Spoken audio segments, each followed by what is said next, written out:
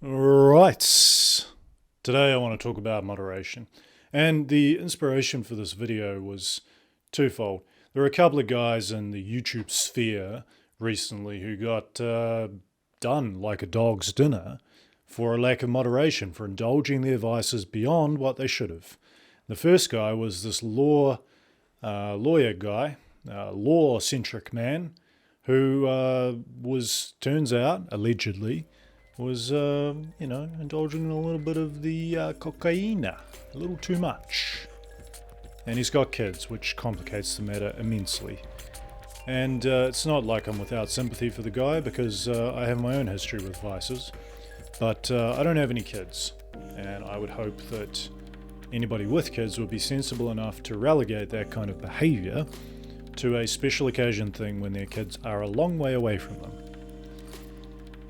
But anyway, the point was that this guy indulged his vices to the point of excess, and then he got caught in 4K. And now he's facing a raft of charges, none of them good. And the second guy, he effectively indulged in the vice of being too proud and drinking the Kool-Aid of his own political ideology a little bit too much, to the point where he saw all of these creators who ostensibly might be varying from slightly to moderately to the right of him on the political spectrum as incredibly problematic figures that deserve to be taken down. And it was a bitter, sad example of, a lack of moderation when it comes to your own thought process, to indulging in the belief that you are absolutely correct about everything. And so I think these things, you don't want to indulge too much in the drama surrounding it, right? But it is a good touchstone. There's a reason why these stories become cautionary tales. And the reason is because it can be a moral lesson for the rest of us. Hey, this is what not to do. Don't be, skiing on the snow slopes when you have kids, right? Maybe you shouldn't do that. Maybe you shouldn't just go slandering a bunch of people who you don't like. Maybe that's not a good idea either. And I personally don't feel any particular type of way about either of these people. I wish them well. I hope they get on that redemption arc, That'd be nice. But it is a valuable lesson for the rest of us on the value of moderation. And you can extend that value of moderation to anything. There's a reason I think people are becoming more and more anxious, more and more depressed in the Western world, and that's because of an overindulgence and a lot of this sensuality. For example, if you have constant media playing all the time, whether it's TV, movies, YouTube, TikTok, whatever it is that your particular brand of media is, if it's going all the time, you're going to get very dependent on that constant stream of information to the point where you don't even know how to relax. You need that playing in order to feel like things are normal. In a sense, that's also an overindulgence.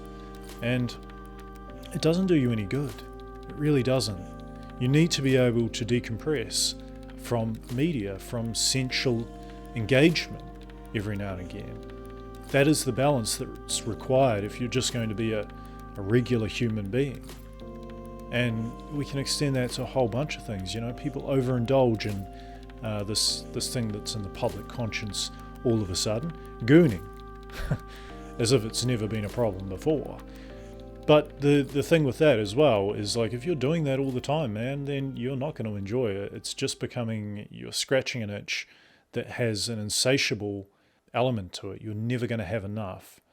And that's not to say that you shouldn't ever scratch the itch as a regular old human being. I'm not saying that you should be a monk, although if you want to do that, I respect that a lot. What I'm saying is that, just bring it back to a centered place. Because it's like the weather.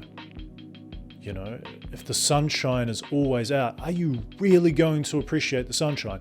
Or is it going to be a case of it's just another sunny day, so what?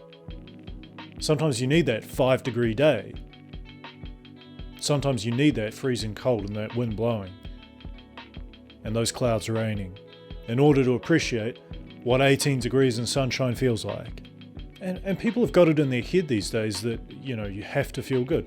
They have an expectation that they will feel happy and pleasant and pleasure all the time. And the truth is that's not how life has ever been, ever.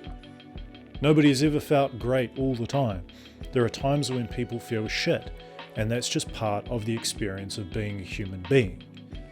And people need to remember that. Because how are you ever going to really appreciate those days where you feel pleasant, where you feel good, where you feel accomplished, if you never feel bad, if you never feel tired, if you never feel overworked, if you never feel stressed?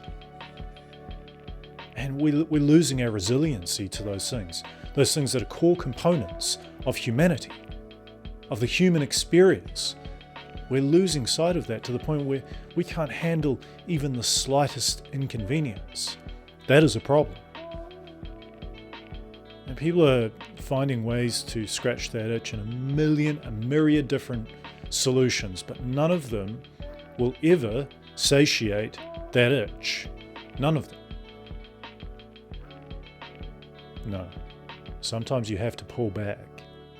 You have to say, okay, instead of watching another episode of that television show, I'm just going to go sit on the couch, quietly read a book. I'm going to go for a forest walk. I'm going to go to the beach. Hell, I'm just going to go for a walk up a hill.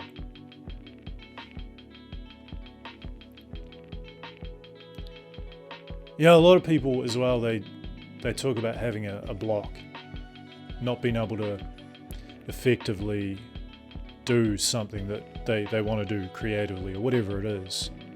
And I wonder in how many of those cases, whether they've lost the muse as they want to say that they have, or whether they're just scratching too many sensual itches, that they lose their sense of inspiration. They don't know where to look for it. It's there, but it's covered up.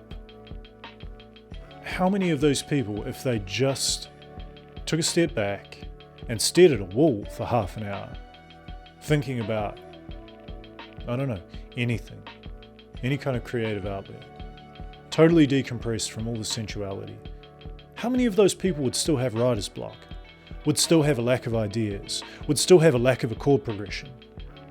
I don't think it would be that many. And so that is my point of advocacy. Just bring it back to the center line. Use these people and their stories as a cautionary tale of what not to do. And I'm not saying you have to go become like the father and daughter in Turin's Horse, right? Which is just complete dejected asceticism all the time. That's not for everybody either. It takes a very special type of person to be able to do that. But you can bring it back to a center line. That is eminently possible. Okay, until next time.